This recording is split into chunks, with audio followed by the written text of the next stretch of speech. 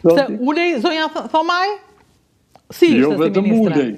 Jo vetëm ulej, por ishte kënaqësi të flis me të që i thoshin shoqe, po që ishte zonjë. Ulej dhe nuk të dëgjonte vetëm ty, po dëgjonte edhe stallierin. Kupton? Edhe specialistin.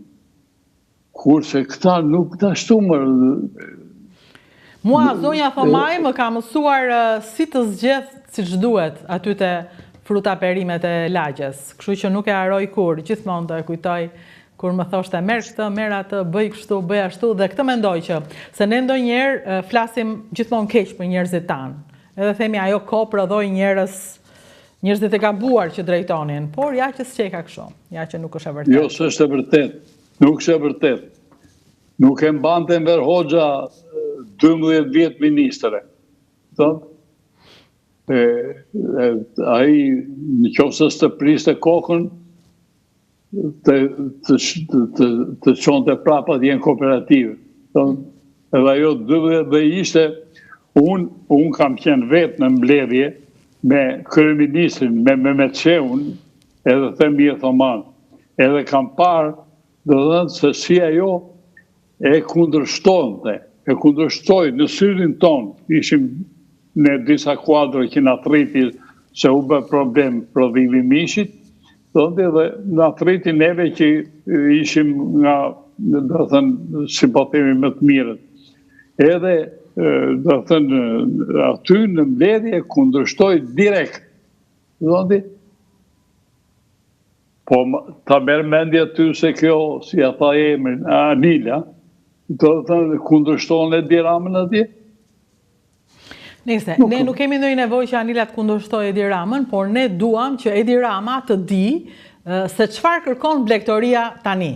Se e bukura është që ata nuk i dinë të gjitha, sa do këshilltar të huaj të kesh për diplomacinë, për protokollin, për sjelljen, nuk e si ti dish të gjitha, se këshilltari huaj nuk e njeh tokën tënde, saq e njeh njeriu yt. Dhe prandaj unë jam e nderuar që ju zgjidhni Shqipin për të folur për këto probleme, për t'i përmbledhur.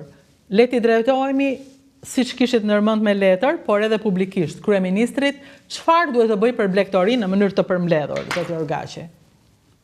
Pikërisht këto. Ja, këtë po them.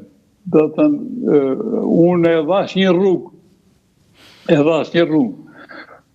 Ministria, kryeministria, le të mbledhi kuadro dhe specialistë të sotshëm e të dieshëm. Dhe të kërkoj rrugët, ose vetë Edi Rama t'i thot ministrët më bje rrugët si do dalë, kuptoni? Se ka dhënë objektiv, më falë do të thëmë pozjatem, ka dhënë objektiv 1 miliard euro nga prodhimi, nga eksporti perimeve. Ka dhënë objektiv. Ta shti, po në blegtori cili është objektivi? Këtë dëgjuar në i fjalë? Sepse dashurudina dhe me këtë them të mbyllë të mendimin tim, sot po ngrihet dhe problemi, po ham apo po ushqehemi. Të hash, të pish qumë shplur, të hash djath me një sistem, me amidon, të hash pull edhe vez me të rritura që s'kam parë dritën e diellit, të hash domate e prodhimit plera bujqësore, të rritura me plera kimike, ti ha, nuk ushqesh. Nuk ushqesh. Kjo është një dallim shumë i madh. Dhe duke lidhur me turizmin elitar, elitari do të ushqehet, nuk do të haj. Do të haj është pensionisti, jam unë për shembull, edhe shokët e mi që marrim një pension mizerabël, edhe me ato do marrim ato që janë më të lira, që do të thotë të hash, po jo të ushqesh. Pra, ne kemi nevojë që të gjejmë mënyrat se si të ushqehemi në këtë vend. dhe që të ushqehemi mirë është në dorën e shtetit për të nxitur shqiptarët drejt ekonomisë të tregut. Nuk mund t'i kthejmë të gjithë fshatarët në hotelier, por duhet që secili të bëj punën e vet, atë që di të bëj më mirë. Ta ndihmojmë ta bëj.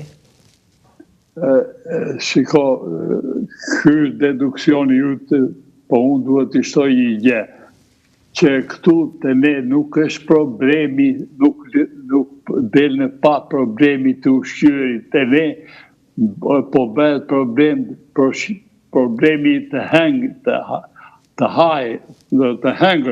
Të ngrënit. Se ne nuk plotësohemi as atë të ngrënët, ne s'plotësojmë të ngrënët, të hajen, pale të ushqimin. Tani që... Po, më fal, po. Jo, mbarova. Jo, thash, tani që dojmë mbyllim, do doja të shikoja pak serën. E shikoj do të atë serën? Duket që nga dritarja atë? Jo, është larkë se ne vendri ka 4 dylyn tokë këtu, se nuk jemi në brenda qytetit. Korfuzi është rrethuar me kodra. Edhe po thuaj, dhe thënë, gjysma e popullsisë banon në kodra. Janë kodra shumë të bukura. Dhe si kodrat e Tiranës, si kodrat e Luqës, Fierit, dhe janë kodrat të zakonshme, dhe në këto kodra gjen edhe, dhe thënë jo njëra, po me 10 pallate, vila të ndërtuara nga të huaj. Këtu rreth nes, për shembull, ka francez, ka gjerman, ka holandez.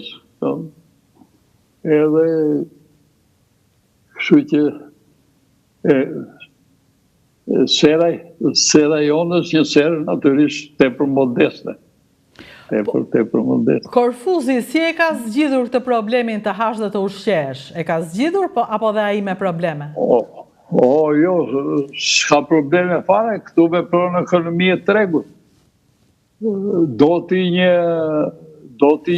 po e marrë nga peshku që është me produkti me i konsumuar në Korfuz. Do t'i një koce 3 kilëshe për shembull, po do të paguash 3.000 euro të zemë, po themi. Tegër. Këtu ka edhe të hash, edhe të ushqesh. Varet sa para ke. Tashi ishte një sheik arab këtu, që ishte gujt vajti dhe ndrim. A i vetëm kërkoj çokolata dhe mori 300 euro çokolata. Po as nuk e shumë, po kërkoj çokolata nga firmat të të njohura të botës. Kështu që nuk është problemi tyre. Ne flasim për problemin e popullit. Kështu Korfuzi e ka zgjidhur, si të duhesh, po deshe i blej sullaqe dhe jenë në rrugë dhe mbaron puna. Edhe hotelet i ka dhe hotelet që vjen dje e përsolli një grup i me bi. Në hotele do thënë të zakonshme. Po ka edhe resorte që nuk afrojsh dot, që mund të bëj për themi 20.000 euro nata. Dhe këtu gjerat janë krejt ndryshe. Pra, ne jemi ende në kohën që duhet të ndajmë të hashët, të ushqesh, të ndajmë standardet, por si fillim kemi ende mundësi, që në Korfuz besoj kanë mbaruar, janë ndarë klasat, kemi ende mundësin që t'i japim mundësi njerëzve për të bërë atë që din të bëjnë mirë. Për shembull, ati që është marrë me blegtori, të vazhdoj të merret me blegtori. Ati që ka bërë një fabrik të qumshit, të financohet që të ketë edhe një kompleks të madh blegtoral, edhe mos vazhdoj me bidona. Në vend që të harxoj kohën në Facebook duke treguar që ai ka qumë është mirë, se ne nuk të besojmë më, ky është problemi. Çfarë do të bëjnë, sa do dokumentar të bëjnë këta njerëz, sa do reklama të bëjnë, ne nuk i besojmë më. Ka ardhur një moment i keq, ne nuk e besojmë më njëri tjetrin. Andaj duhet të ndajmë shapin nga sheqeri, të hash nga të ushqesh. Ju faleminderit shumë që ju gjeni mundësinë edhe flisni, dhe kjo është pyetja e fundit. Pse e bëni këtë? Ju jeni në punën tuaj, në vendin tuaj, tani është Korfuzi vendi juaj, familja juaj është shqiptaro-greke aty, pse doni të flisni ju për bujqësinë dhe blegtorinë në Shqipëri? Shiko, e para është avetarizmi. Të vjen keq kur shikon që në atë që ti ke punuar gjithë jetën, po abandonohet.